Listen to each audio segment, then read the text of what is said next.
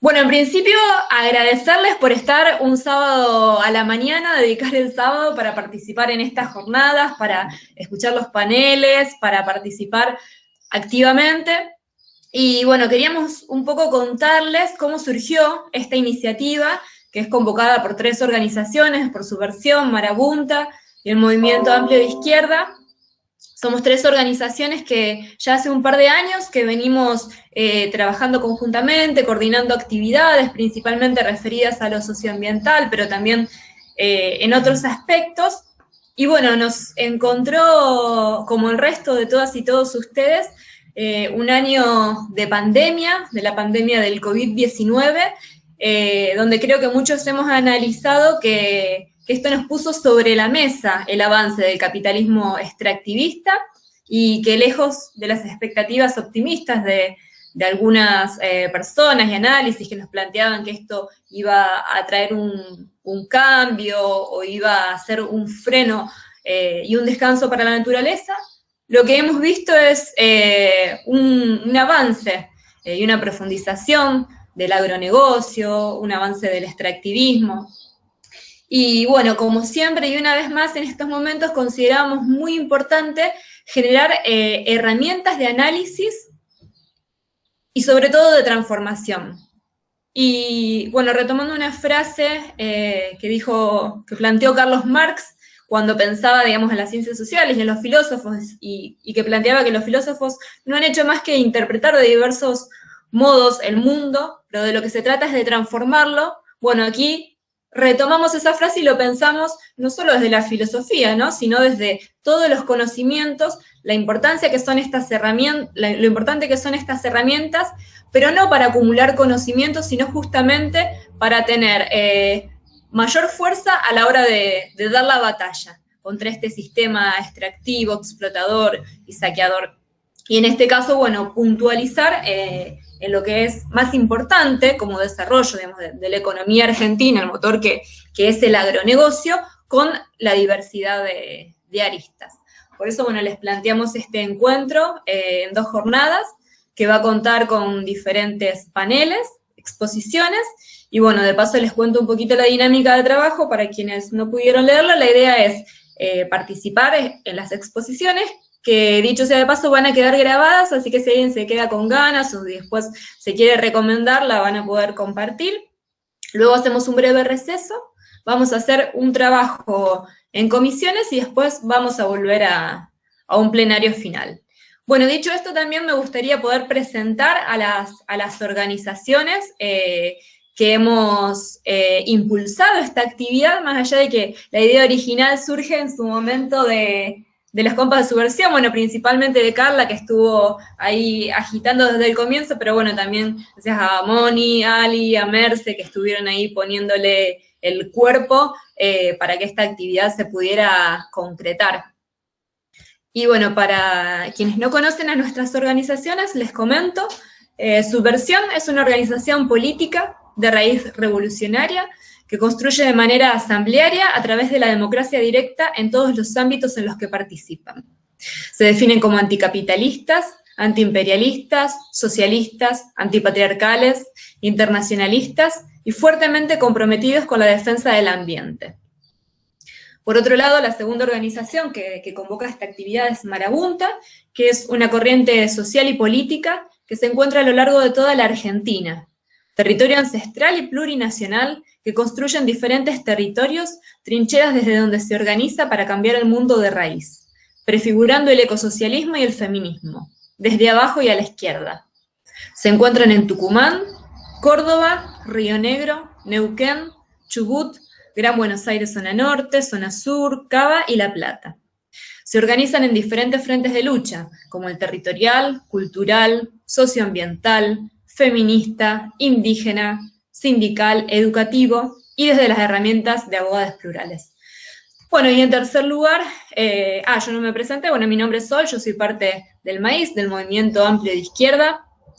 El MAIZ es una organización que surge allá por el año 2003, en tiempos de movilizaciones populares, con la intención de construir una herramienta que aporte al proceso de lucha anticapitalista, antiimperialista Y bueno, con el tiempo, digamos, se fue transformando, fue incorporando, digamos, nuevas herramientas, nos fuimos acercando compañeras y compañeros de distintas luchas sectoriales y pensamos, digamos, esta transformación anticapitalista de forma integral, abogamos por el socialismo, entendemos la transformación desde los distintos territorios de lucha, desde el socioambiental, desde el antirrepresivo, la lucha por los derechos humanos, la lucha internacionalista, antiimperialista, antipatriarcal en los distintos terrenos y sobre todo entendiendo que el camino al socialismo es un movimiento muy amplio, mirando mucho hacia lo que es las distintas experiencias originales que se han dado en América Latina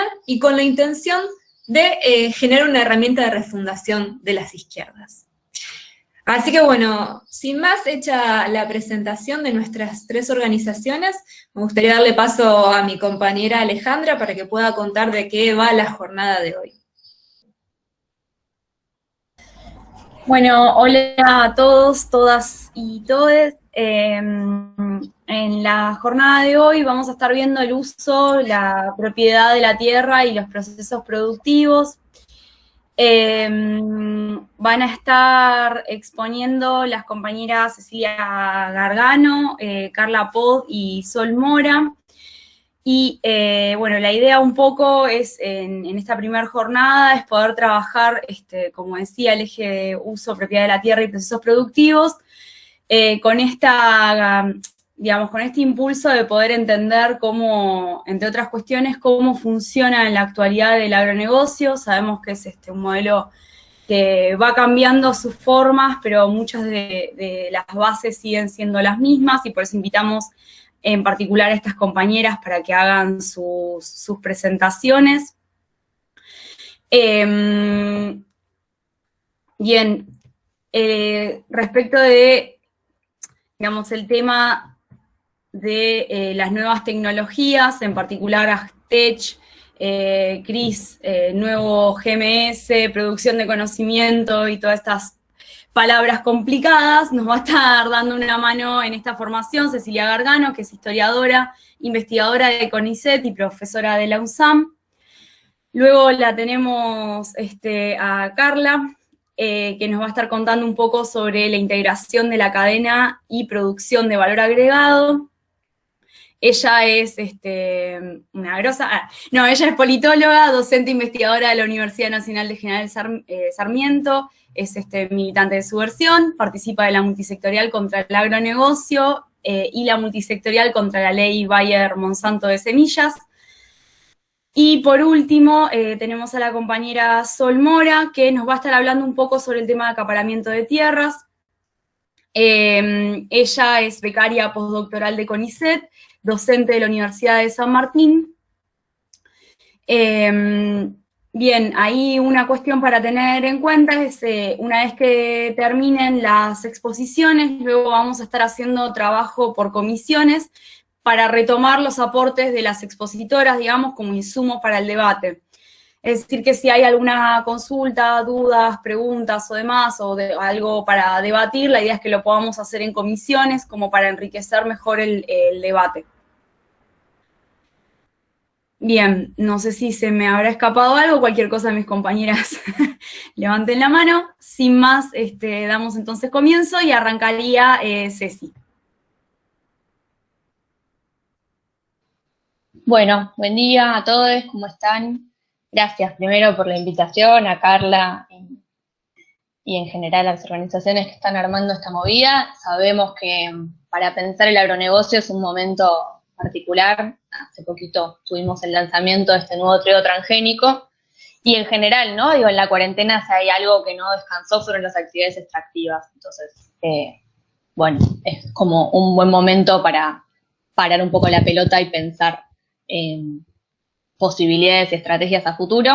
Mi idea de hoy es compartir con ustedes algunas líneas de laburo que vengo desarrollando. Primero voy a tratar de compartirles la presentación. Como venía comentando, soy una analfabeta tecnológica, entonces puede que me cueste, pero voy a intentarlo.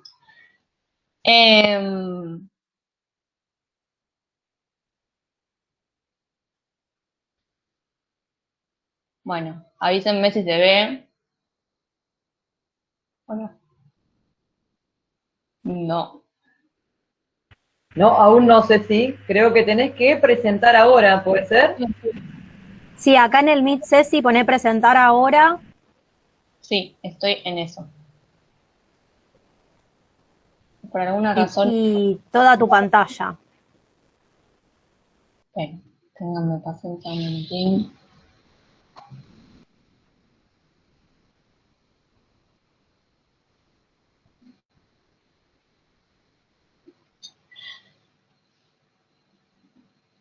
Ahí vamos. A ver, se debería ver ahora, díganme. Si no, yo lo voy a ver, así que lo tendré en machete. ¿Ahí lo ven? Sí, Ceci, ahí lo estamos viendo. Bueno, les contaba entonces un poco la idea que pensé para hoy, compartir algunas de las cuestiones que vengo trabajando, que básicamente tienen que ver con pensar qué rol ocupa la ciencia, y en particular la ciencia que se produce en el ámbito estatal en Argentina, en el agronegocio, que básicamente, para ir adelantando lo que me interesa compartir con ustedes, el planteo tiene que ver con que es una de las patas claves, no solamente para las transformaciones materiales que ha sufrido el espacio rural en nuestro país y en otros países de la región, sino también en relación a el lugar que ocupan los discursos científicos y tecnocientíficos en los modelos de legitimación, ¿no? De este modelo, valga la redundancia, de acumulación y de producción. Entonces, de alguna manera, parte de lo que estuvimos viviendo este año, con los múltiples focos de incendio que vimos a lo largo y a lo ancho del país, una de las cuestiones en las que pensaba, mientras veía, supongo que como ustedes también, con mucha bronca y con mucha impotencia esas imágenes, tenía que ver con lo exitoso que es el modelo en construir como fenómenos naturales y aislados eventos que son estructurales. En este caso los incendios, pero podríamos pensar también en los distintos accidentes, ¿no?, que se dan a lo largo de distintos territorios en relación a lo que es conceptualizado como accidente, ¿no?, en función de lo que el agronegocio llama los malos usos de las buenas prácticas. Y entonces, en ese sentido, pensar un poquito cómo se construye esta lógica de la excepción normalizada y qué lugar juega en este esquema el conocimiento científico, ¿no? Entonces, para hacer como un breve... Sí, ¿podrías agrandar un poco, aunque sea la ventana del PowerPoint para... No, ¿Mejor? Ahí está. Sí, bueno. Si vos podés ver al resto, porque el resto no estaba pudiendo muchos leer. Dale. Les decía entonces que para pensar un poquito este esquema del agronegocio, que como sabemos, el momento paradigmático tiene que ver con la autorización en el año 96 de la variedad de soja RR, con una consolidación de un paradigma químico como una solución a los problemas de la agricultura, que en realidad lo venimos arrastrando desde la Revolución Verde, que es un proceso que se organiza como de exportación para un montón de territorios desde los Estados Unidos, que arranca en la década del 40, pero que se hace fuerte en los 60s y en los 70s, y con los efectos sociales ambientales de este agronegocio que ya conocemos, ¿no? Sobre los que entiendo que las compañeras después van a hablar, así que no me voy a extender, pero que tienen que ver tanto con la depredación ambiental como con los daños sanitarios, con los procesos de concentración de la tierra, de una manera, digo, en estos 24 años de agricultura intensiva en agrotóxicos, cada vez lo sabemos de forma más insostenible. Y entonces, me gustaría compartir con ustedes algunas preguntas, algunas líneas de pensamiento que tienen que ver con pensar qué lugar ocupa el conocimiento científico en dos sentidos. Por un lado, en relación a la evidencia, cómo es conceptualizada la evidencia científica, y por otro lado, por qué podemos pensar que la ciencia es un insumo del agronegocio. Entonces, en el primer eje, bueno, lo que tienen ahí es un flyer de unas capacitaciones docentes del año pasado. Digo, sabemos que desde digamos, el extractivismo ha atravesado distintas administraciones, distintos gobiernos, ¿no? Y se ha revelado como una política de Estado. Y en general los cuestionamientos al modelo del agronegocio aparecen como cuestionamientos, digamos, son conceptualizados desde el poder como cuestionamientos irracionales, anticientíficos, que tienen que ver con una falta de conocimiento. Bueno, en esa misma línea, si hacemos una pequeña mirada retrospectiva, yo les hablaba antes de este proceso de la revolución verde al agronegocio. Esa imagen que tienen ahí es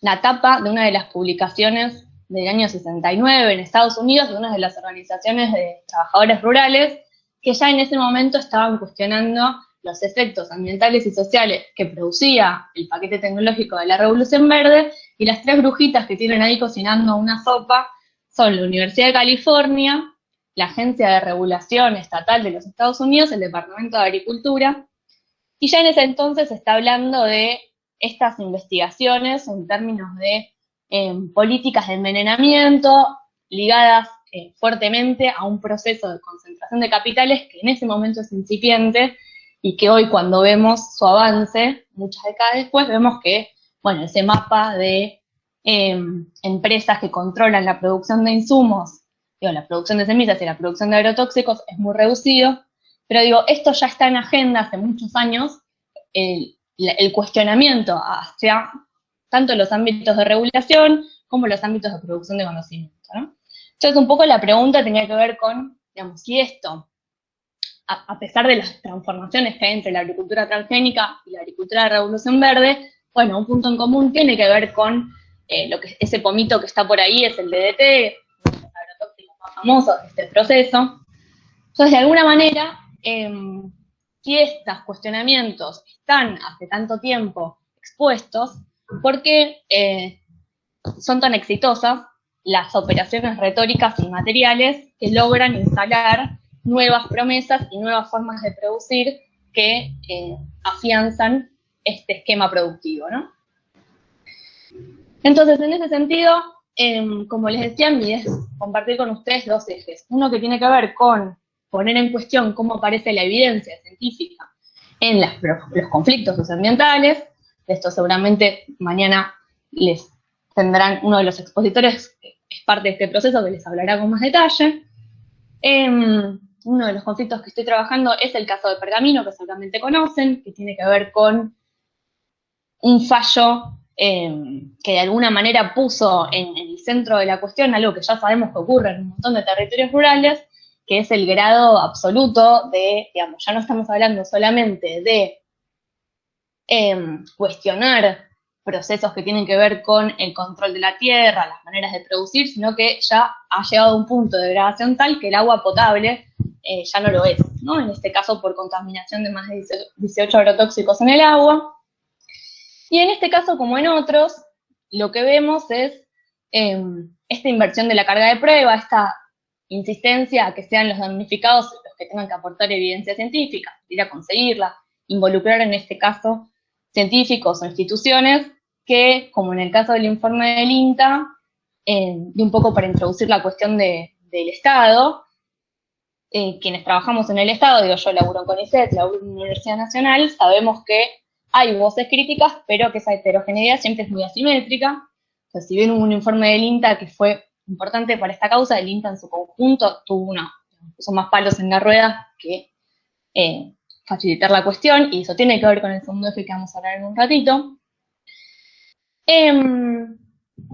Y volviendo a la cuestión de la evidencia, entonces, cuando vemos cuáles son las herramientas legales que, en este caso, de nuevo, refiriéndonos al agua, tienen que regular de alguna manera, en este caso, cuáles son los valores guía para los residuos de plaguicidas en el agua, no hay, digamos, el único de todo ese listado de agrotóxicos que tienen ahí, el único que se usa actualmente es el 2,4-D, y los más utilizados ni siquiera están en el capítulo del Código Alimentario Argentino que regula el consumo de agua potable.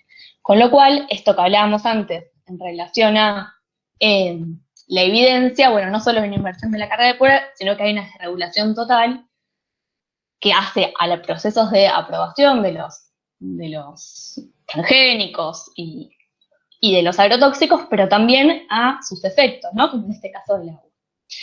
Entonces, en términos más generales, lo que vemos cuando vemos los distintos conflictos es que tienen puntos de contacto, porque los efectos sanitarios y ambientales son los mismos, pero están construidos como espacios aislados, tanto por la cuestión, digamos, por los instrumentos legales, porque tienen que responder a normativas particulares, como porque se sigue insistiendo en que estos efectos que se producen son de alguna manera malos usos de las buenas prácticas agrícolas, que de alguna forma, después de muchos años de practicar esta agricultura, siguen siendo presentados como eventos excepcionales, y se vuelve a instalar esta idea de que se trata de episodios aislados, ¿sí? En donde la puesta en cuestión de la lógica estructural, más allá de las pequeñas victorias o derrotas que se puedan obtener en los territorios particulares, sigue siendo muy lenta, sigue siendo en forma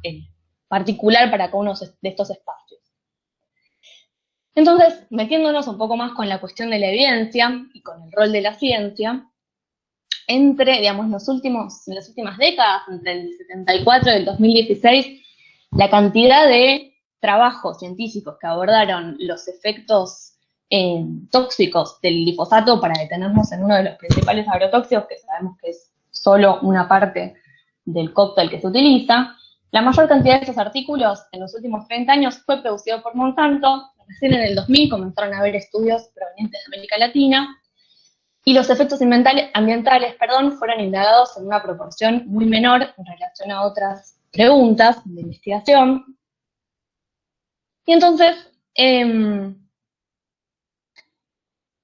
bueno, cuando empezamos a ver efectivamente qué hacen los ámbitos de investigación científicos en nuestro país, que tienen que ver directa o indirectamente con el impulso del agronegocio, y cómo se juega en estos ámbitos de conceptualización de la evidencia y la conformación de las agendas de investigación, lo que encontramos es que hay un aporte decisivo para la consolidación de este modelo.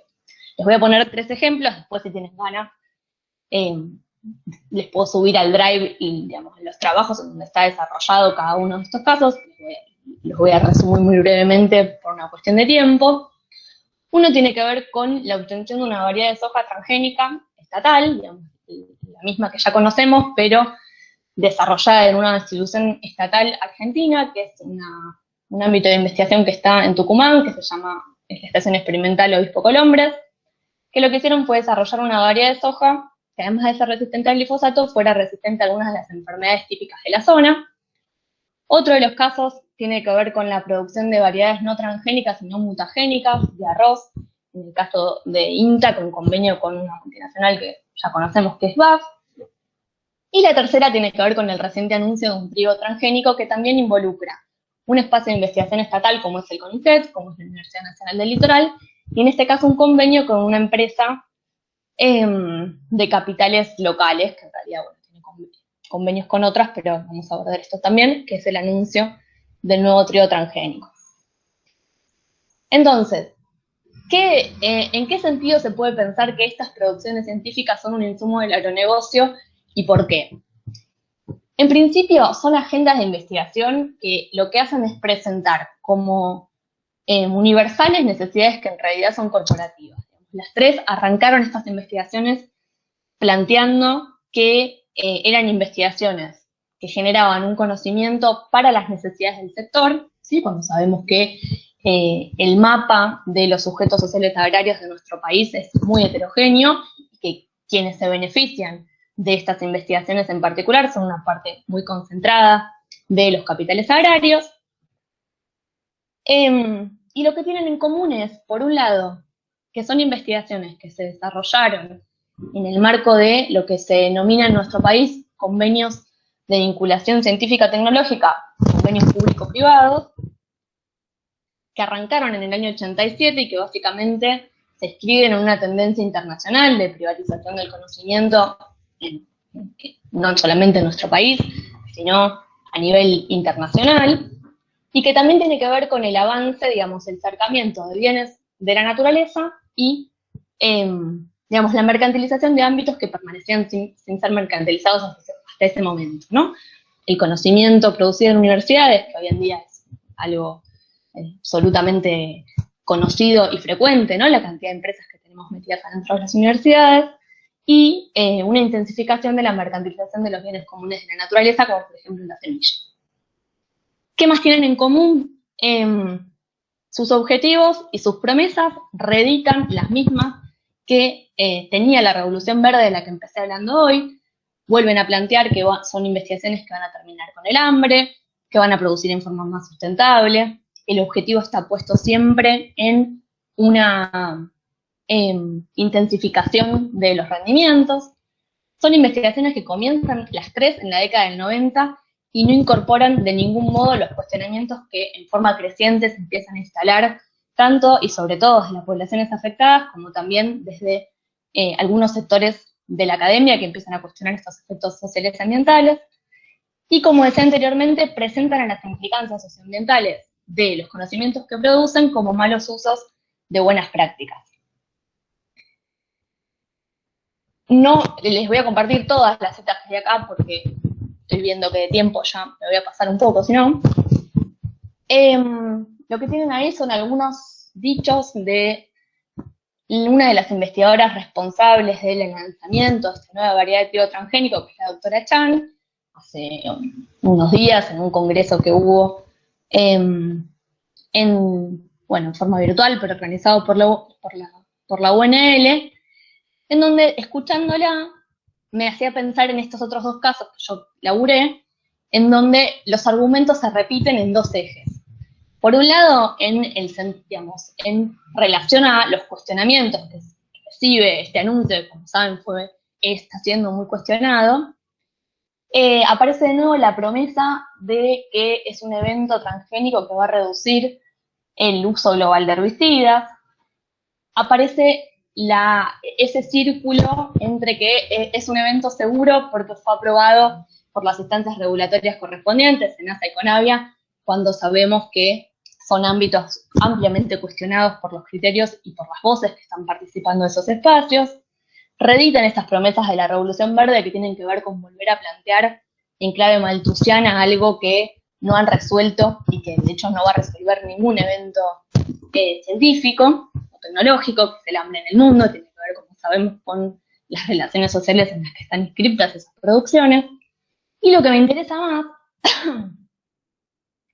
es que en un marco en el que se viene poniendo tanto énfasis en la discusión en torno a la evidencia científica, se plantea sin ningún tipo de correlato que este es un evento, como se dijo de la soja transgénica que les comentaba estatal anteriormente, o de las variedades de arroz resistentes a agrotóxicos que desarrolló el INTA, se los presenta como desarrollos estatales, nacionales, que, decía Chan, requiere un enorme esfuerzo de inversión del Estado. Se remarca el hecho de que en este caso no hay una empresa transnacional, sino que Bioceres es de capitales argentinos. Resumiendo parte de lo que decía, planteaba, es un desarrollo tecnológico nacional que puede satisfacer las necesidades del pueblo argentino con mínimo impacto ambiental y tangibles impactos económicos para nuestro país. Entonces, de alguna manera, lo que encontramos es que en esta conformación del agronegocio, el Estado, a través de sus organismos científicos, como el CONICET, como las universidades, si bien ese primer paquete que se desarrolló, que tuvo que ver con la introducción de la soja RR, vino de la mano de un paquete transnacional, como fue el de Monsanto, las investigaciones que realiza el Estado argentino son fundamentales para mantener, tanto el desarrollo de cultivos subsidiarios a la soja RR, como estos nuevos eventos que se están desarrollando, como los discursos que vuelven a plantear en una clave de promesa, que son eventos que van a fomentar tanto el desarrollo nacional como un manejo más amigable del medio ambiente. En realidad lo que encontramos en común en estas trayectorias y en otras es que estas agendas de investigación fomentan la creación de nuevas dependencias que se resuelven con nuevos productos asociados, esta cuestión de las supermalezas en el caso de la soja transgénica, en el caso de las variedades de arroz que les comentaba, lo que me mandó fue la necesidad de generar mayores productos para controlar la producción de, digamos, mayores fungicidas, que generan un círculo virtuoso en términos económicos y desastroso en términos ambientales y sociales, ¿no? Omiten los riesgos potenciales y los daños socioambientales que se están marcando, y en esas agendas claramente hay voces que están implicadas, que son las voces del agronegocio, que tienen voz y voto en estos organismos de investigación. De hecho, muchos de ellos ocupan puestos en sus propios consejos directivos, y una exclusión de tanto de las comunidades afectadas como de los enfoques científicos críticos. Entonces, y para ir terminando, me interesaba discutir con ustedes en qué sentido también es necesario disputar no solamente otras formas de producir, digamos, alternativas al agronegocio en el agro, sino también otras formas de producir conocimiento. Disputar este sentido de lo público, de lo nacional, de una idea de conocimiento útil que se nos intenta vender, y poner en evidencia justamente que hay una doble vara claramente para el planteo de la necesidad de evidencias en un caso. De hecho, hace poquito habrán seguramente escuchado, se lanzó una idea de un relevamiento oficial impulsado por el Ministerio de Agrotóxicos, bueno, que no llaman ellos agrotóxicos, que pone en agenda esta cuestión también, ¿no? A 24 años iniciales de agricultura, ¿de qué tipo de evidencia estamos hablando? ¿Para quién? Y en términos más generales, cómo las políticas públicas que se están impulsando hace años, no únicamente las más recientes, reeditan las mismas promesas tecnocientíficas que se vienen impulsando desde la Revolución Verde para acá, en una forma, digamos, como si fuera una absoluta novedad, y borran la experiencia histórica de los daños ambientales y sociales asociados.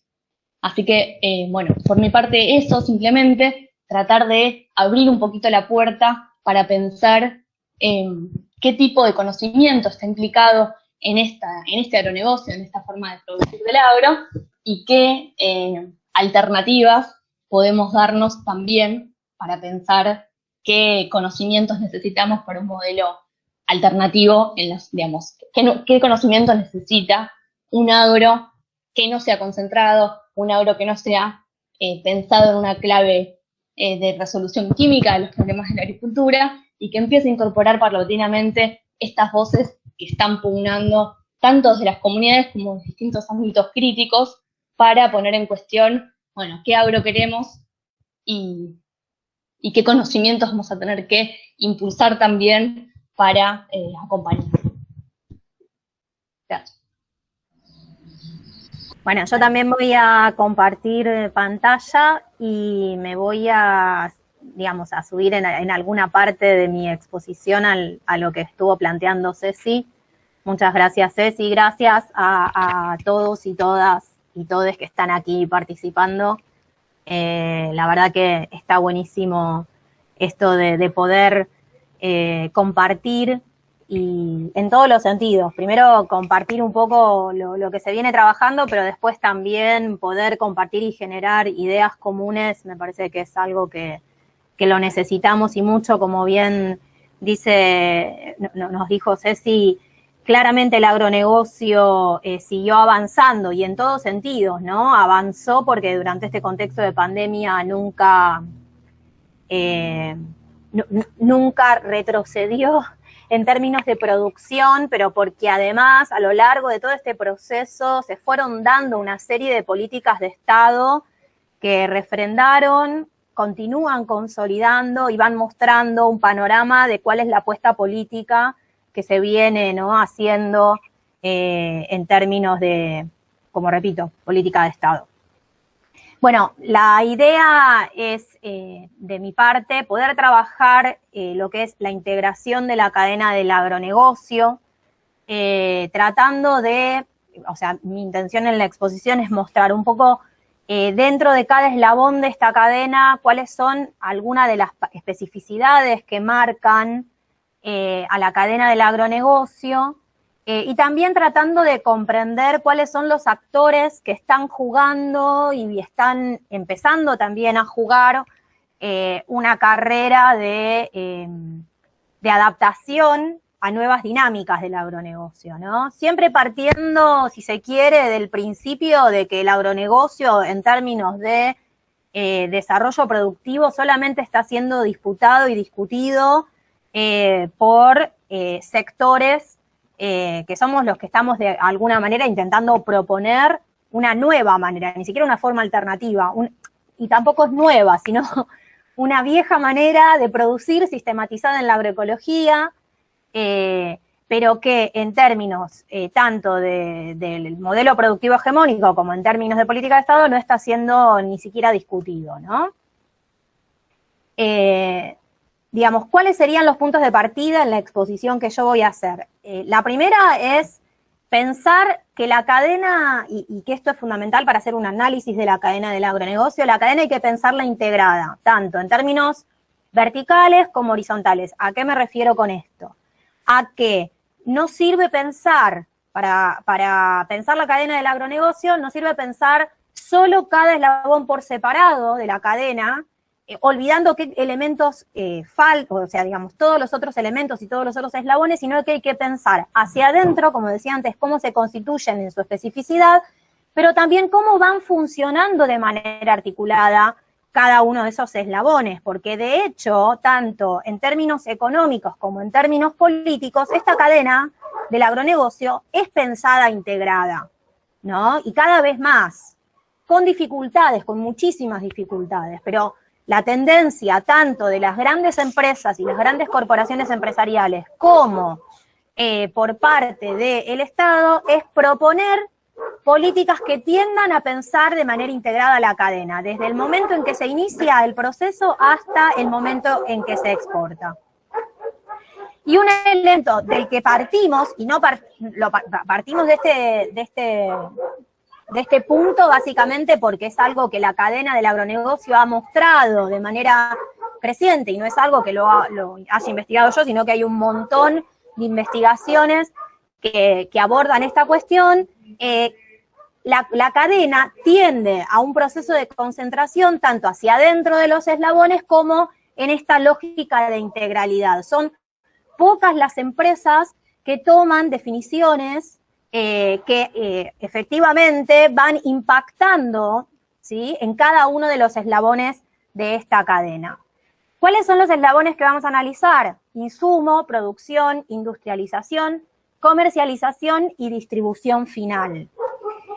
Y esta cadena del agronegocio hay que pensarla, además, no solo desde la perspectiva, bueno, digamos, por una cuestión de tiempo, espacio y además de conocimiento más en profundidad, me voy a centrar en pensar fundamentalmente la cadena agrícola y quizás, bueno, y de los agrocombustibles, pero fundamentalmente la agrícola y la cadena animal. Pero la realidad es que cuando pensamos en el agronegocio también hay que pensar otras cadenas que están asociadas a lógicas muy similares, obviamente con particularidades, pero muy similares, que son la de la producción forestal y la de la producción hortícola.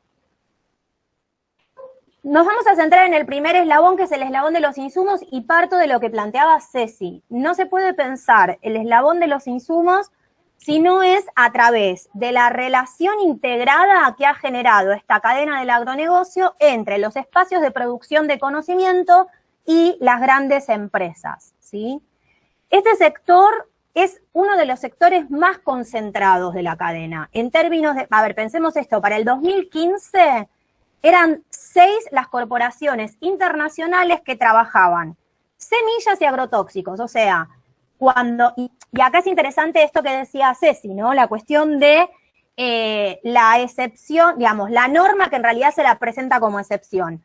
Lo que podemos ver en esta cadena del agronegocio, cuando miramos el sector de insumos, es por qué efectivamente quienes criticamos el modelo decimos que no hay excepciones en el uso de agrotóxicos cuando hablamos de semillas genéticamente modificadas. El modelo piensa la relación agrotóxicos, semillas genéticamente modificadas como una unidad, por eso hablamos de paquete tecnológico. Entonces, no hay excesos en el uso de agrotóxicos. El uso de agrotóxicos está en el corazón de la lógica de producción de capital en este modelo del agronegocio.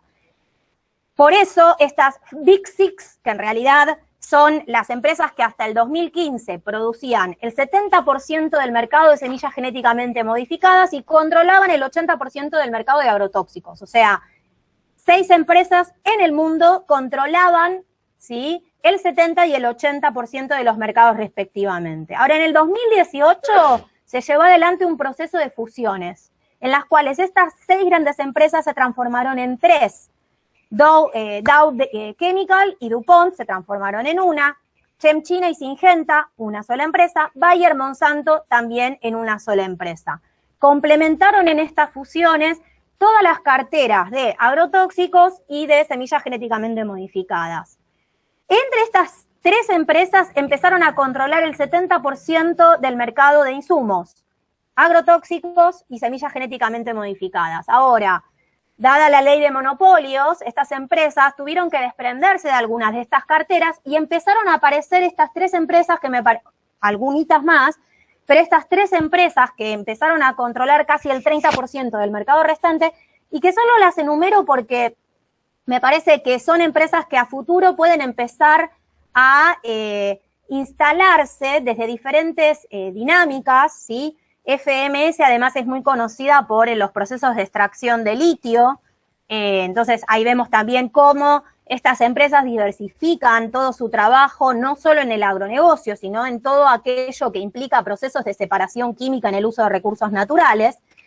Pero bueno, son empresas que de alguna u otra manera aparentan que van a ir de a poco instalándose, bueno, no muy de a poco, ¿no? Ya manejan casi el 30% del mercado global, pero digo de a poco porque siempre centramos nuestra mirada en estos 3 grandes monstruos, que son estas 3 grandes corporaciones, Dow Chemical, DuPont, ChemChina, Syngenta y Bayer Monsanto, que espero que por favor en algún momento hagan un nombre común, porque si no nos vamos a volver locos para nombrarlos, pero van a ir acompañando este proceso y van a aparecer con más fuerza. El caso de BASF, un poco lo nombraba Ceci recién, en estos procesos que empieza a realizar en términos territoriales con empresas locales y con laboratorios y universidades nacionales, pero también, por ejemplo, en todo lo que tiene que ver con la agricultura digital, que es toda una nueva discusión que se viene, la cuestión de la agricultura digital, y ahora vamos a hablar sobre eso. ¿Qué elementos caracterizan a estas grandes corporaciones que controlan el sector de insumos a nivel global? Sí, por un lado, que tienen grandes niveles de inversión en investigación y desarrollo propios.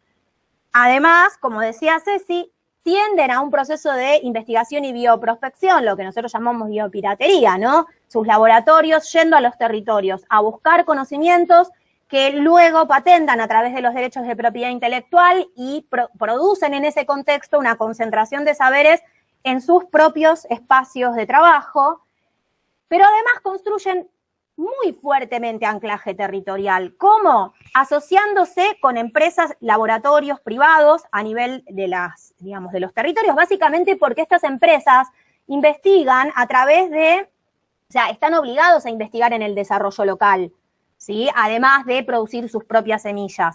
Requieren tener desarrollo local y para eso tienden a relacionarse con empresas efectivamente privadas a nivel local, como por ejemplo Bioceres, que lo nombró Cecilia.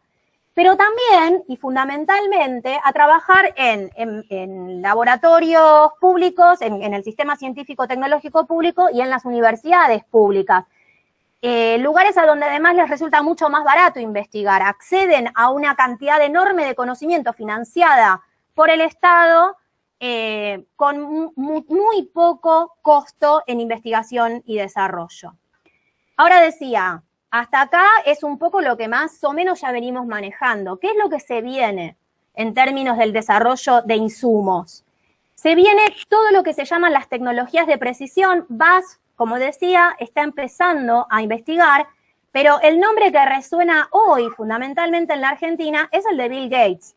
Y no en Argentina, porque en Argentina ya ha cerrado acuerdos con el Ministerio de Ciencia y Tecnología, con el Ministerio de Agroindustria. La semana pasada se reunió con la Secretaría de Desarrollo de Agroindustria, pero ya desarrolla proyectos de tecnologías de precisión en Asia y en África fundamentalmente. ¿Cuál es esta idea de las tecnologías de precisión? Bueno, efectivamente, una vez más me remitía a la idea de la revolución verde, ¿no? Pero ahora el caballito de batalla no solo es el hambre, sino también el cambio climático, ¿no? El planteo de estas nuevas tecnologías es que frente al cambio climático es necesario llevar adelante dinámicas de producción de conocimiento, con tecnologías que vuelvan mucho más eficiente en términos ambientales, ¿sí? El uso de, por ejemplo, agrotóxicos, y entonces los pequeños agricultores deben convertir su agricultura a formas que utilicen las tecnologías de precisión. Y aquí lo tenemos a Bill Gates y a su fundación, al estilo Rockefeller, la Fundación Rockefeller con la Revolución Verde. Hoy la Fundación Bill Gates sale al mundo a formar a pequeños agricultores en el uso de tecnologías que, por ejemplo, les permitan la fumigación a través de maquinaria de precisión, goteo, por ejemplo, ¿no? Bueno, ese tipo de acuerdos son los acuerdos que se vienen, que ya están, digamos, firmados, y que tenemos a una sola empresa desarrollándolos, ¿no? Como para pensar en esto que plantea, digo, como centralidad de la cadena del agronegocio, esto de pensar que son pocas las empresas las que definen y definirán cómo se produce en la agricultura, ¿no? Marcando los ritmos del resto de la cadena del agronegocio. Vamos al sector de la producción. El sector de la producción es, podríamos decir, uno de los más heterogéneos. Si antes teníamos de manera bastante homogénea, pocas empresas controlando las dinámicas de producción, aquí tenemos una gran heterogeneidad de actores. Eso no quiere decir que la cadena en el sector de la producción también no tienda a la concentración, ¿sí? ¿Qué tenemos en este sector de la producción, particularmente en la Argentina? Esto cambia, obviamente, en otras regiones, digamos, no solo en la región pampeana, sino en regiones extrapampeanas, pero también cambia en otros países, ¿no es cierto? Donde, por ejemplo, es muy fuerte la presencia de la producción campesina, ¿no? En este caso estamos hablando que la primacía en la cadena del agronegocio en Argentina está asociada a lo que llamamos pequeños productores, que los pequeños productores para el agronegocio son productores de un promedio de 500 hectáreas, o sea, no son pequeños. El problema es que estos pequeños productores son considerados pequeños porque hacia adentro del agronegocio siguen, aunque parezca mentira, dinámicas de subsistencia, porque el agronegocio, como veíamos antes, requiere de una alta inyección de insumos para la producción, niveles de inversión. Eso supone que estos productores agrícolas pequeños, en primera instancia, tienen niveles de endeudamiento enormes. O sea, se mantienen en la lógica del agronegocio solo gracias a las dinámicas de endeudamiento. Entonces, en esa lógica, ¿sí?, depende muchísimo de las políticas de Estado para los procesos de endeudamiento.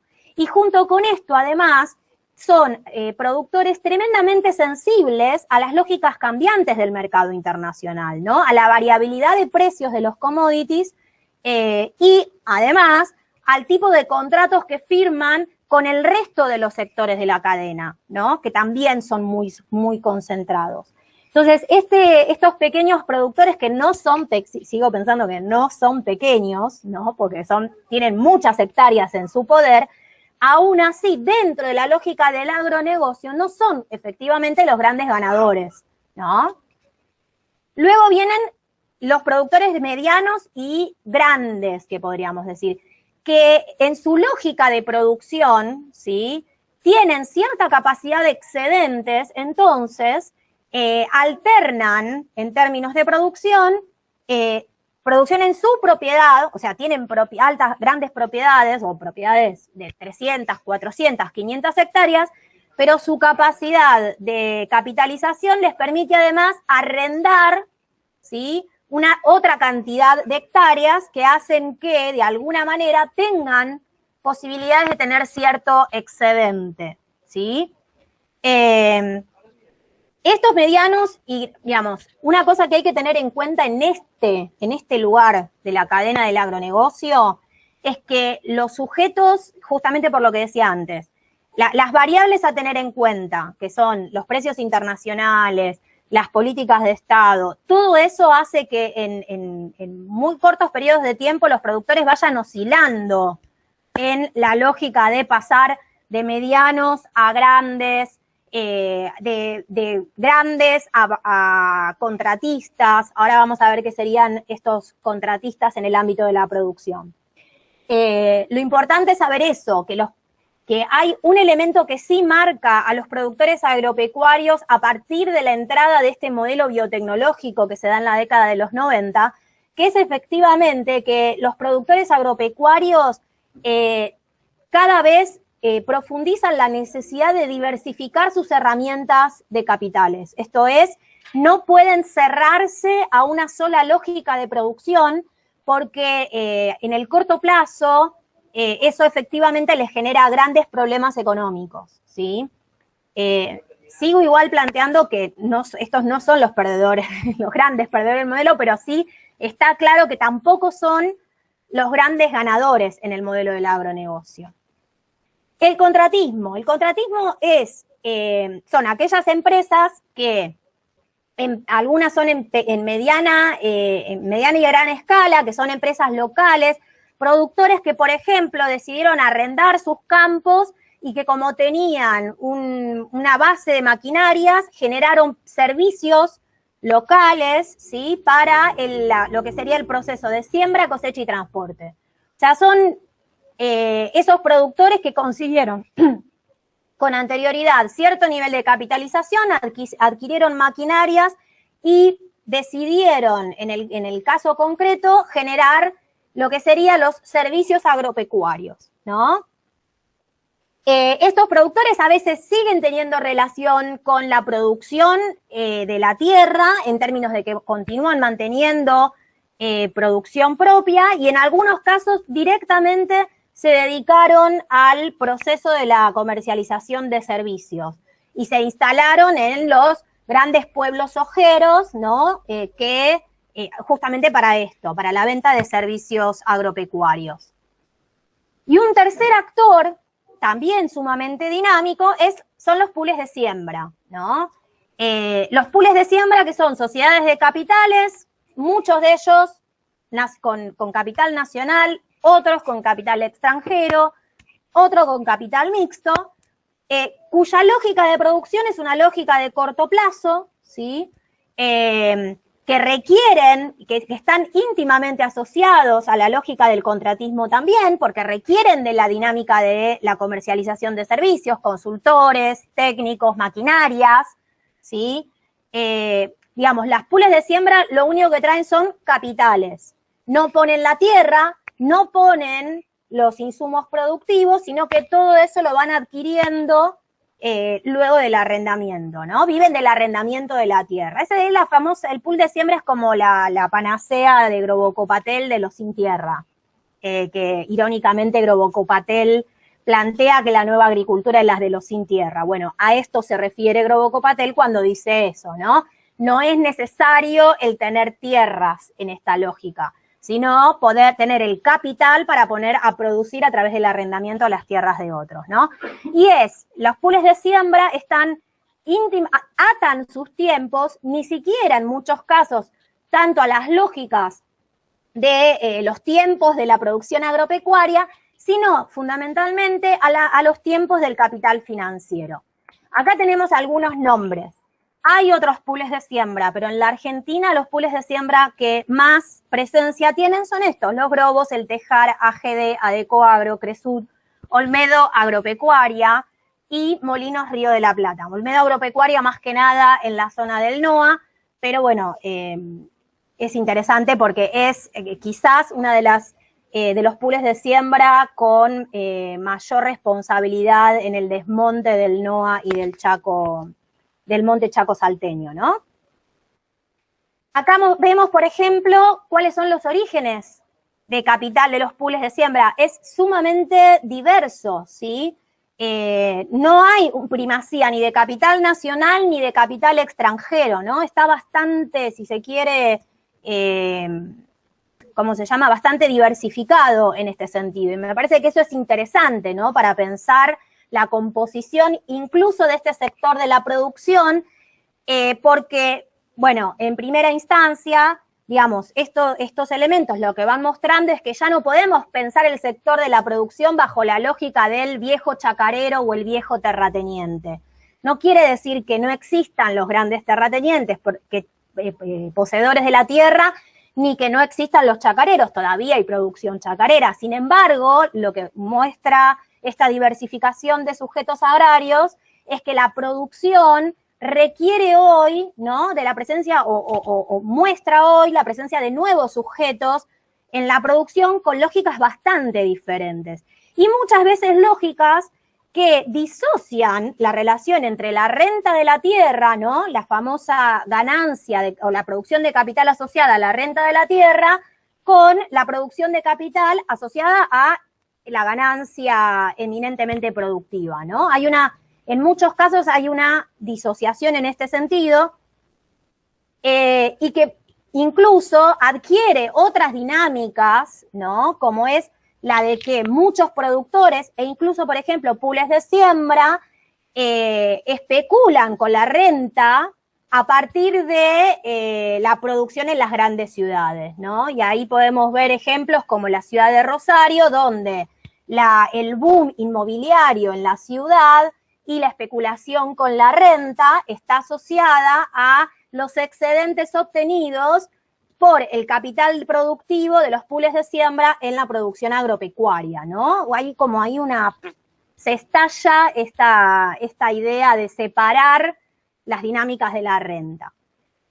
La cadena, el eslabón de la industrialización y la comercialización. Bueno, acá volvemos a una dinámica no tan heterogénea, sino bastante concentrada, ¿no? En el marco de los agroalimentos, esta impresionante investigación realizada por compañeros y compañeras de Brasil muestra cómo a nivel global la cadena de producción de agroalimentos está concentrada en no más de 8 empresas, 10 empresas, ¿no?, con sus subsidiarias. A nivel local, esto rige efectivamente bajo la lógica en Argentina, y un dato para tener en cuenta es que, a diferencia de las eslabones anteriores que les daba una especificidad, la idea de la industrialización y la comercialización las presento unidas, porque en general estas mismas empresas controlan efectivamente los procesos el procesamiento de alimentos y al mismo tiempo las dinámicas de comercialización, ¿no?, a nivel global. Lo mismo va a pasar con la de agrocombustibles que voy a mostrar recién. Decía, estas empresas tienen el control global. En Argentina en particular hay algunas empresas que siguen manteniendo, digamos, que tienen capitales nacionales y que producen agroalimentos, pero también bajo la lógica del comercio global. Son empresas que por lo general no tienen llegada a todo el mundo, sino fundamentalmente al Mercosur, lo cual vuelve a los países del Mercosur como socios comerciales bastante importantes para estas empresas, como pueden ser las empresas lácteas o las empresas fundamentalmente lácteas, ¿sí? ¿Qué pasa con la cadena de agrocombustibles? Lo mismo, las mismas empresas que controlan el procesamiento de la agroindustria para la producción de agrocombustibles controlan las dinámicas de comercialización global. Argentina, muy solapadamente, se ha vuelto en los últimos años el tercer productor global, fundamentalmente de biodiesel a base de la soja, ¿sí? Acá entra, además, la lógica, digamos, de necesidad expansiva del agronegocio en los territorios, ¿no?, al momento de la producción, porque los agrocombustibles suponen, además, una competencia con el uso de la soja para la producción de lecitina y otro tipo de alimentos para animales, o del maíz también, ya no solo para la producción de alimentos, sino también para la producción de bioetanol. En Argentina son solo 4 las empresas que producen fundamentalmente bioetanol y 38 empresas las que producen biodiesel. ¿Por qué traigo también esta cadena a relucir? Porque efectivamente no solo genera esta tensión entre la expansión de los territorios y la producción para alimentos o lo que se llaman agrocombustibles, lo que son los agrocombustibles, sino también porque hay una proyección en Argentina. Esperen, voy a subir esto así se ve mejor acá. Hay una proyección en Argentina, ya sea por políticas de Estado como por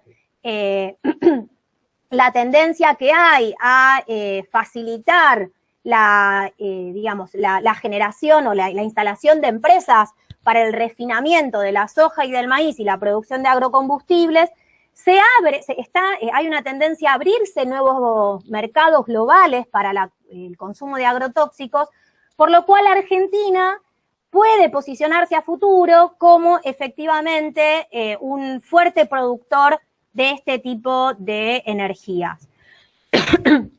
Pensemos que aquí también juega la cuestión del cambio climático y la venta de los agrocombustibles como supuestos combustibles verdes, ¿no?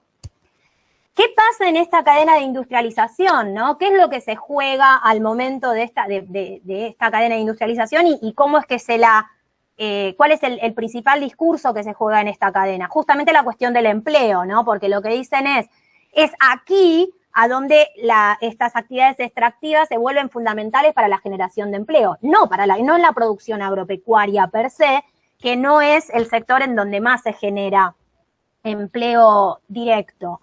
En este caso, lo que vemos es el empleo directo asociado a estas cadenas, que tiene que ver con, bueno, la elaboración de refinados, alimentos, lácteos.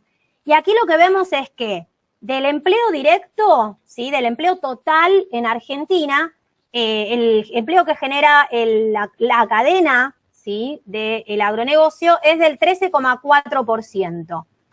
Y de lo que sería la producción de bienes, o sea, efectivamente en el eslabón de la industrialización, la producción de bienes de origen agropecuario supone el 31% del empleo, ¿sí? Estos son números para que los tengamos en cuenta al momento del discurso de es el sector que más empleo genera, ¿no? Aquí entonces también nos tenemos que sentar a pensar la cadena de la comercialización, porque como decía, la industrialización y la comercialización efectivamente son dos elementos que es plausible de pensarlas unificadas, ¿no? Y ya, fundamentalmente, pensar la lógica de la exportación. Y aquí vemos el dato de cuál es la relevancia que tiene el agronegocio en términos de la comercialización y la exportación. Para el 2019, Argentina exportó, el 26,5% de las exportaciones fueron bienes primarios y el 35% fueron manufacturas de origen agropecuario, ¿no? Obviamente asociados a la lógica del procesamiento, alimentos, agrocombustibles, pellets de soja y demás. Y aquí vemos cómo participan los diferentes complejos de producción agropecuaria en ese proceso de exportaciones. El 38,4% de las exportaciones, ya fuera por bien primario o por MOA, fueron de soja, maíz, trigo, ¿sí? Ahí empieza otra cadena que es la de los bovinos, los pesqueros. O sea, la lógica de la exportación está tremendamente asociada al sector de producción de cereales y oleaginosas, fundamentalmente, ¿no? Ya sea a través de aceites procesados o bien directamente de los granos. Esto muestra que hay una gran centralidad en la Argentina respecto del proceso de exportación a esta cadena, ¿no? A la cadena de las oleaginosas y efectivamente los cereales. Y en términos de empleo, esto asume o nos permite entender por qué es tan fuerte la disputa por la renta, ¿no? ¿Por qué Aceiteros, por ejemplo, nos permite pensar que tiene, al momento de la negociación salarial, además, bueno, obviamente por una fuerte lucha, accede a una lógica de cierre de paritarias tan elevada? Ahora, es llamativo que a pesar de que hay una fuerte disputa por la renta que se hace visible y donde la clase trabajadora allí disputa con mucha fuerza, las condiciones laborales en este sector son tremendamente precarias. Les invito a que se metan en las páginas de las principales comercializadoras en Argentina, agroexportadoras, y me llamó poderosamente la atención al momento de armar este PowerPoint que la gran mayoría de ellas, en las noticias de último momento, aparecen noticias de accidentes laborales y de muertes de empleados. ¿Sí? Eso está hablando, sí, veo caras de sorpresa. Efectivamente yo tuve la misma sorpresa porque ahí fui tomando noción de que hasta las propias empresas visibilizan, ¿no? De una u otra manera, lo que se hace evidente, porque lo que se hace evidente en eso es que efectivamente las condiciones de trabajo de estos trabajadores es tremenda al interior de los silos. ¿Cuáles son las empresas que participan en el complejo de la agroexportación? Bueno, las primeras 10 empresas que están aquí marcadas manejan el 90% de la agroexportación en Argentina. De las cuales la primera es China. Hay 2 empresas que se suponen de origen, bueno, que tienen capitales argentinos, que son AGD y Vicentín. Bueno, ahora Vicentín no sabemos qué va a pasar. Y finalmente, hay una idea de que la va a comprar alguna de las empresas norteamericanas, y 3 de esas empresas son de origen norteamericano, ¿no? ¿Por qué traigo en realidad este cuadro? Primero, para ver efectivamente cómo en solo 10 empresas se concentra la lógica agroexportadora de la Argentina. Efectivamente también la traigo para mostrar, y esto es importante, para mostrar que sin importar el origen de los capitales, las lógicas de estas empresas en todos los sistemas es más o menos el mismo, ¿sí? Se manejan hacia atrás de la cadena, socializando los costos. Todos los costos de agroexportación se socializan hacia atrás en la cadena. Por ejemplo, los derechos de exportación los socializan hacia el ámbito de la producción, del procesamiento, ¿sí? Y digamos, estas empresas controlan la lógica a nivel de comercio global. Otro dato que traje para mostrar un poco la cuestión de la participación de los derechos de exportación en términos de relevancia para la producción y el Estado argentino. Los derechos de exportación serían las retenciones, ¿no? Y aquí el cuadro muestra efectivamente la fuerza que tiene el sector de cereales y oleaginosas en las retenciones, ¿no? Del total de retenciones que recibe el Estado o de derechos de exportación que recibe el Estado, el 89% provienen de este complejo de cereales y oleaginosas. ¿Quiénes son nuestros principales socios comerciales en términos de exportaciones? Brasil, China y Estados Unidos. ¿Y por qué traigo esto? Y fundamentalmente China, fíjense la participación de las exportaciones de productos agropecuarios, ¿no? Primarios y de manufacturas de origen agropecuario de China es muy elevado, ¿no? Con respecto a los otros países. ¿Por qué traigo este dato? Porque me parece que es interesante ver que si bien cuando en los 90 Argentina tenía como principal socio de la agroexportación a la Unión Europea, hoy eso ha cambiado completamente y las principales exportaciones no son a la Unión Europea, sino efectivamente a China, Estados Unidos y a Brasil. Y como Brasil, que hoy es uno de los principales mercados en realidad, al mismo tiempo y de manera muy rápida puede transformarse en uno de los principales competidores, ¿no? En términos de producción agropecuaria, por su potencial también en términos de exportaciones, productos agropecuarios. Ya para cerrar rápidamente, el sector de la distribución final, el famoso supermercadismo que llamamos. Carrefour, Tesco y Walmart manejan el 90% de la distribución final a nivel global. Y esto supone, pues, bueno, ¿cuál sería el principal problema? Bueno, un diferencial de 400% en los precios, desde el proceso de producción hacia el que pagamos como precio final. 400% superior los precios de lo que comemos. Porque, ¿qué es lo importante o qué me parece que son como las cosas interesantes a mirar en estas cadenas de valor para seguir problematizando? Primero, que cada eslabón de la cadena supone una dinámica de concentración, de saberes, de tierra, de capitales y de mercados. Todo, ¿sí?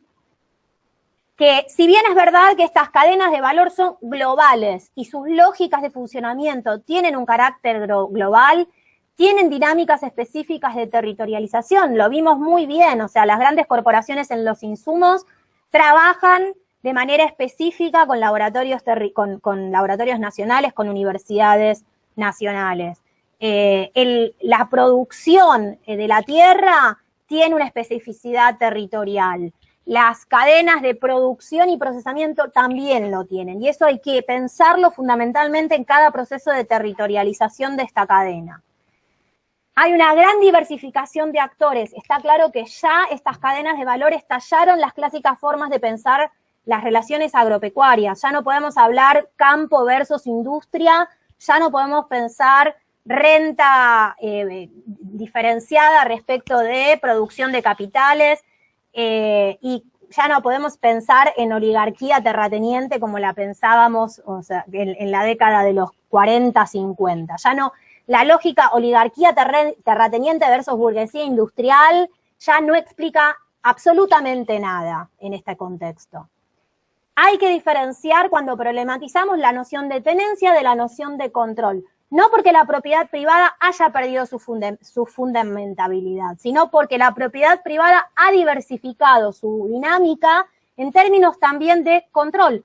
La tenencia es importante, pero no se piensa igual la producción en una tierra propia que en una tierra ajena. Y esto lo dicen los propios productores. Mi tierra la tengo que pensar con una lógica de recuperación de mediano plazo. La tierra del otro la hago pelota, no me importa, porque después me voy y ya no me interesa lo que queda, ¿no? Entonces ahí es importante pensar que no necesariamente imprime las mismas lógicas. También hay que pensar que el capital en estas cadenas de valor funcionan de manera tremendamente expansiva, generando cada vez nuevos mercados, generando cada vez incorporación de nuevos sujetos con nuevas dinámicas y nuevas lógicas, ¿no? Y ahí es interesante porque mientras la cadena de valor impone pensar una lógica de integración, no podemos olvidar que el capital se expande en lógicas de competencia. Y esto en términos de política pública genera grandes problemas, porque el Estado tiene que responder generando políticas integradas en un contexto donde los capitales nunca dejan de competir para adquirir nuevos mercados, ¿no? Y esto genera que el Estado todo el tiempo esté tensionado en las políticas de generación o de beneficio a los diferentes sectores de esta cadena supuestamente integrada. Bueno, lo que sí es importante es que las empresas sí piensan cómo controlar integralmente la cadena, y esto sí marca claramente una lógica sumamente importante en la cadena de valor. Bueno, esto es un poco la info que quería compartir como para poder problematizar luego estas complejidades. Gracias. Compañera panelista del día. Bueno, muy buenos días. Antes que nada, gracias por la invitación a discutir estos temas tan relevantes y tan urgentes.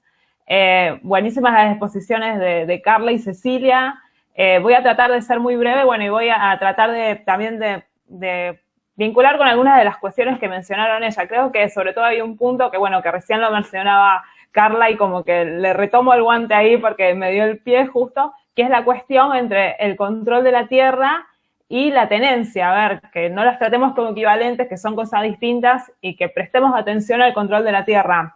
Empiezo contándoles, y de paso voy compartiendo el PowerPoint, que lo que yo investigo es el acaparamiento de tierras en Argentina,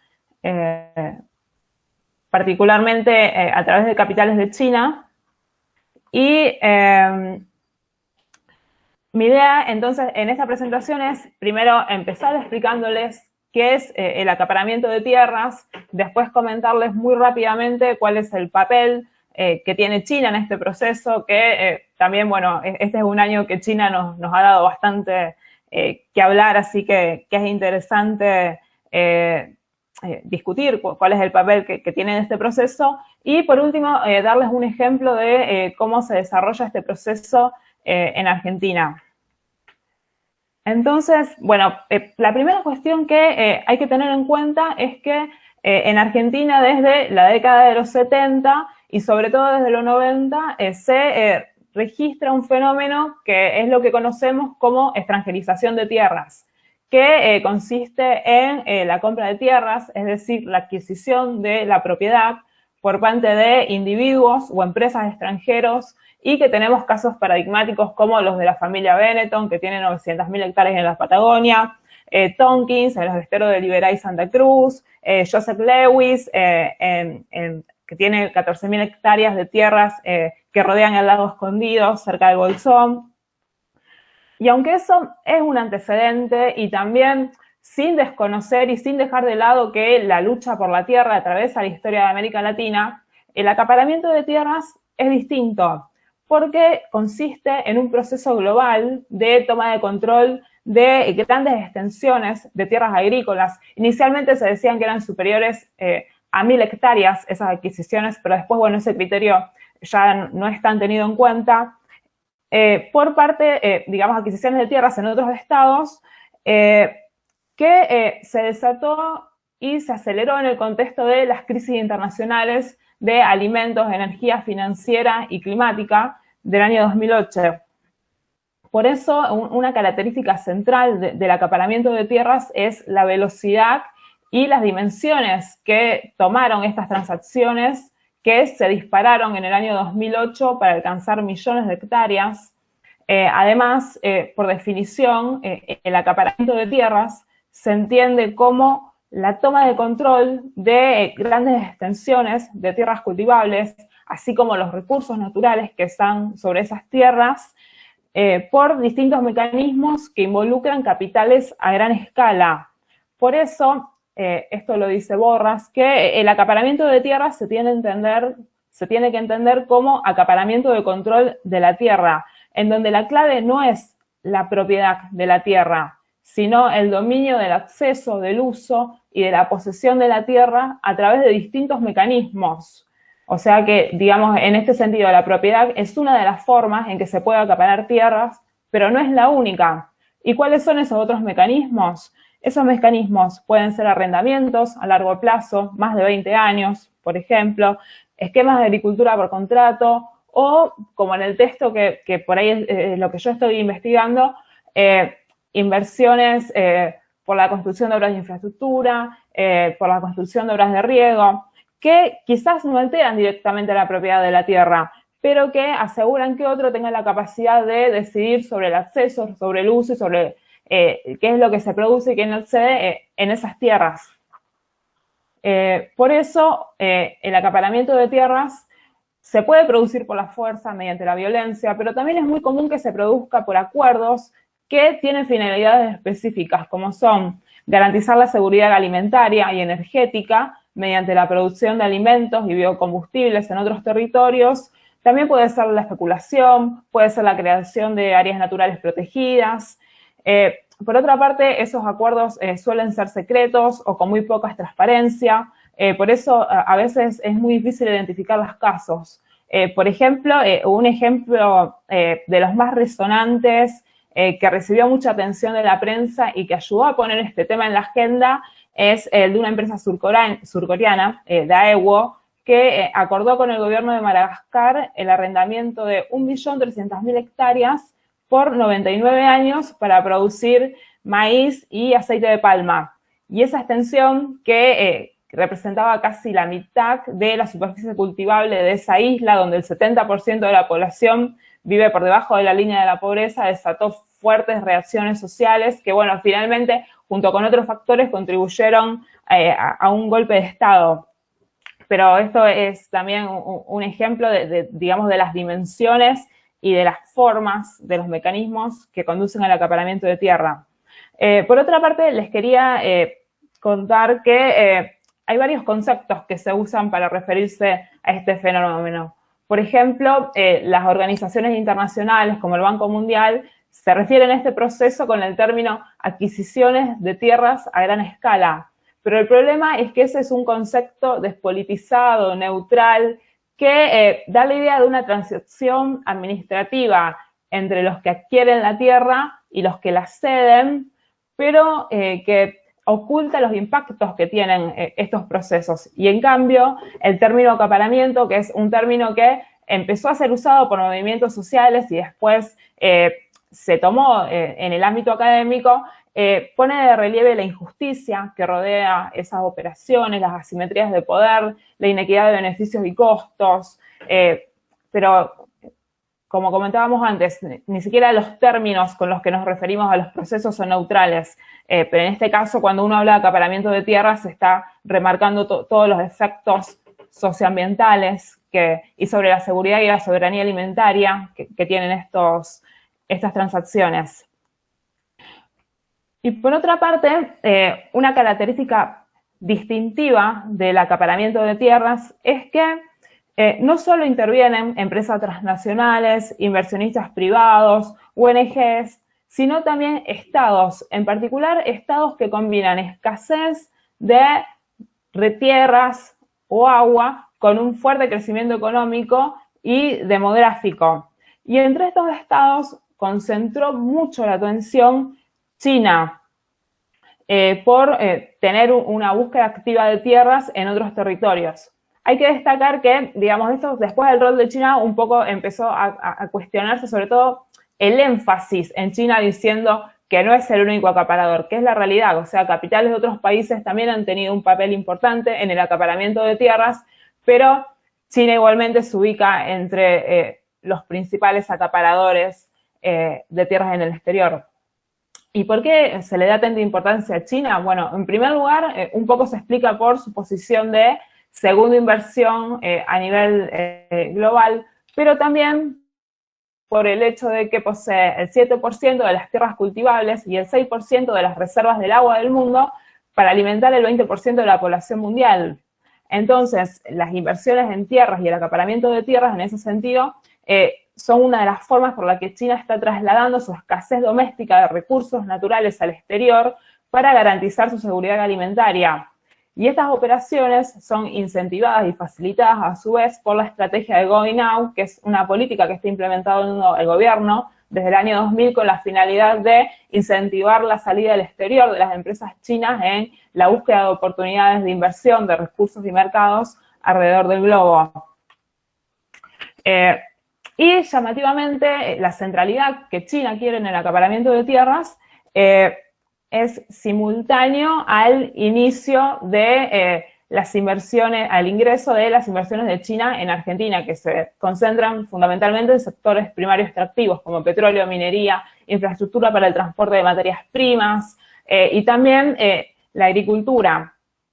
Y lo que me interesa marcar es que muchas veces, y sobre todo cuando el fenómeno era todavía nuevo y se estaban produciendo los primeros informes, se hacía mucho hincapié en el acaparador de tierras y se representaba el Estado como una víctima, el Estado receptor me refiero, como una víctima pasiva que no podía hacer nada frente a los intereses del acaparador de tierra, pero en realidad en estas operaciones los Estados receptores desempeñan un papel clave, tanto si pensamos a nivel local como a nivel subnacional. Y cuando uno toma el ejemplo de China, esto es evidente al considerar el interés que hay por parte de los distintos sectores del gobierno argentino en el ingreso de capitales chinos por dos cuestiones principales. Primero, porque es una fuente alternativa de capitales en un momento en que Argentina está excluida de los mercados internacionales de crédito, y también porque China tiene un discurso que se basa en conceptos como la cooperación sur-sur, las alianzas estratégicas, los beneficios mutuos, el desarrollo conjunto, y eso genera una alta adhesión en los gobiernos locales, en nuestras autoridades, y al mismo tiempo, digamos, ese discurso lleva a invisibilizar y esconder cuáles son los intereses reales de sus inversiones y sus proyectos. Y para darles un ejemplo de todos los que les vengo comentando, es decir, la participación de un Estado que por lo general se da a través de fondos soberanos o de empresas estatales en el acaparamiento de tierras, los mecanismos y el papel de los Estados nacional y subnacional, se me ocurre presentarles y comentarles brevemente uno de los casos que yo trabajé que es paradigmático en el acaparamiento de tierras y que a su vez fue el primer ejemplo de un fenómeno de este tipo que se dio en el país, que es el proyecto agroalimentario de la empresa estatal Beidá Juan Group en la provincia de Río Negro, que este proyecto fue resultado de 2 acuerdos de cooperación que firma el gobernador de esa provincia con la empresa, que es uno de los mayores grupos del agronegocio de China, que tenían como objetivo instalar sistemas de irrigación en 2 de los valles en que se extienden el Río Negro, el Valle Medio y el Valle Inferior, y construir una terminal portuaria. Pero ¿qué es lo que pasa con estos acuerdos? Que, como podemos ver, tienen a la cooperación en el título, pero sin embargo no dan ningún detalle de las actividades que iba a comprender la obra, no se da ningún detalle técnico, pero en cambio estos acuerdos sí tienen explícitamente en sus cláusulas una cesión de tierras, porque estos convenios estipulan que la provincia brindaría sin cargo alguno, lo dice textual el convenio, 3.000 hectáreas para que Beidá Juan Group construya un campo experimental de cultivos de alto rendimiento. También la provincia le ofrecía 20.000 hectáreas de tierras disponibles sin explotación en arrendamiento por 20 años. Además ponía a disposición de esta empresa toda la información para una inversión futura en la explotación de 234.000 hectáreas y se les brindaban otras 5 hectáreas para la instalación de un puerto que iba a poder conservar esas tierras por un periodo de 50 años. Este proyecto desató una fuerte reacción social, una movilización de asambleas tanto de Río Negro por parte de toda la provincia y de toda la provincia que finalmente llevó a la suspensión del proyecto. Pero, ¿qué es lo interesante de esto? Que, en primer lugar, muestra cuál es el mecanismo. O sea, se puede ver cómo, en este caso, la empresa iba a usar una combinación de un arrendamiento de tierras a largo plazo y una cesión de tierras, y que a su vez, digamos, el objetivo del control de esa tierra que, digamos, se da a la provincia, a la empresa, era dedicar esas tierras a la producción intensiva de soja para el abastecimiento de China. Y en ese sentido también hay un punto interesante para reflexionar cuáles son las formas en que los capitales extranjeros adquieren el control de la tierra, que es una declaración que hizo el gobernador a la prensa, que pasó desapercibida, pero es muy significativa, porque él dice 2 cuestiones. Él dice principalmente que la provincia no iba a vender tierras a Beidá Juan Group, sino que cada productor tenía que firmar individualmente, cada productor y cada propietario de esas tierras tenía que firmar individualmente un convenio con la empresa para el arrendamiento de las tierras y la instalación de las obras de riego, y que además de ese convenio también iba a contener una cláusula de comercialización exclusiva de todo lo producido en esas tierras con exclusividad a China por 20 años. Entonces, eso nos confirma 2 cuestiones. En primer lugar, que China iba a ser el destino de la producción y que también se estableció una monopolización del comercio de granos, lo que a su vez es corroborado por el interés en la construcción del puerto. Y en segundo lugar, que el acaparamiento es independiente de la propiedad de la tierra. En este caso no se iba a afectar la propiedad, pero eso no impedía que por estos otros mecanismos esta empresa obtuviera el control de casi la mitad de la superficie cultivable de la provincia. Y a modo de cierre, voy a remarcar 3 ideas. Primero, como les decía, que el acaparamiento de tierra, si bien supone la toma del control de la tierra, en realidad va más allá de el mero control de la tierra. Y esto, ¿por qué lo digo? Porque cuando uno también explica esas clases de procesos a personas que tienen la mirada productivista, es muy común que digan, bueno, y a mí me ha pasado quizás con colegas o con compañeros, pero bueno, si van a poner las tierras en producción y esas tierras no se estaban siendo utilizadas, eso no es productivo, pero en realidad la cuestión es que el acaparamiento de tierras se sustenta en un desigual reparto de los beneficios del acceso y control de la tierra que obtienen los acaparadores y los costos socioambientales y en la seguridad y en la soberanía alimentaria que recaen sobre la población. Y esto, ¿en qué es lo que se ve? Que este proceso, cuando uno ve el control de la tierra, va ligado a un avance de la frontera agropecuaria para la producción intensiva de soja, con todas las implicancias socioambientales que nosotros conocemos. Después, en segundo lugar, les quiero remarcar que la adquisición de la propiedad es uno de los mecanismos para acaparar tierras, pero no es el único. O sea, el acaparamiento de tierras nos abre la posibilidad de explorar las otras formas que muchas veces son más sutiles que la compra de la tierra, por las que se adquiere el control. Y tercero, remarcar que el acaparamiento de tierras en este caso no es impulsado solo por China o por el Estado o el actor que está acaparando, sino que también a nivel local los gobiernos juegan un papel clave. Y en este sentido también remarcar que el acaparamiento de tierras no ocurre solo por la violencia, no ocurre a través de la desposesión, de los desalojos, sino que también es un proceso fuertemente institucionalizado que ocurre a través de acuerdos, que está respaldado por los gobiernos, que está amparado por leyes, pero que al mismo tiempo son esos instrumentos los que encubren las intenciones reales de estas iniciativas. Principalmente eso. Muchísimas gracias. Bueno, muchas gracias, chicas. Ceci, gracias, Sol, por las exposiciones, por los materiales que mandaron. La verdad es que, además, las exposiciones son súper útiles para todo lo que vamos a discutir en un ratito. Así que, Ceci, Sol, supongo que habrán varias preguntas, así que en las comisiones es muy probable que salgan esas preguntas y se las vamos a socializar, así que si después nos quieren mandar audios contestándolas, veremos cómo hacemos llegar las respuestas. Además están invitadas a participar en las comisiones y en los debates que hagamos en esas comisiones, así que si pueden sumarse, buenísimo. Bueno, eso, muchísimas gracias a las dos.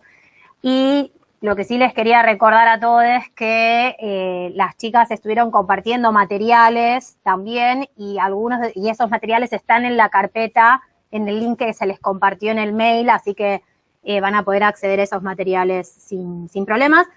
Y si les interesa, también podemos compartir los PowerPoints, así que después, en todo caso, me los hacen llegar y los subimos.